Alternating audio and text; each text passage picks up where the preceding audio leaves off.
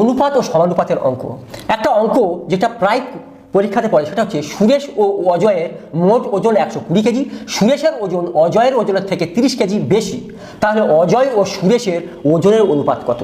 তাহলে এই অঙ্কগুলো কিভাবে চটজলদি অর্থাৎ সেকেন্ডের মধ্যে করবে তার প্রসেসটা দেখে নাও। তাহলে সুরেশ প্লাস অজয়, এদের মোট ওজন কত? 120 কেজি।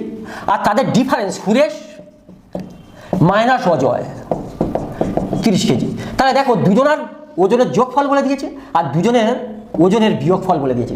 যখন দুজনার ওজনের যোগফল এবং দুজনার ওজনের বিয়োগফল বলে দেবে, তখন যোগ করে এই দুটোকে যোগ করে 2 দ্বারা ভাগ করলে সুরেশ পাবে, আর এই দুটোকে বিয়োগ করে 2 দ্বারা ভাগ করলে অজয় পাবে। তাহলে সুরেশ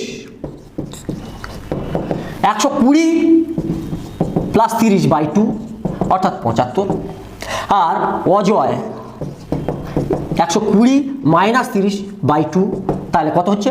90/2 = 45। তাহলে অজয় ও সুরেশের অনুপাত জানতে চেয়েছে। তাহলে অজয় আর সুরেশ 45:75, 5 দ্বারা কাটবে, 5 লং 45, 5 পনেরো 75, আরও কাটে 3 দ্বারা, 3 3 9, 3 5 15। তাহলে এইটাই অনুপাত দাঁড়াবে। সি থার্ড অ্যান্সার হয়ে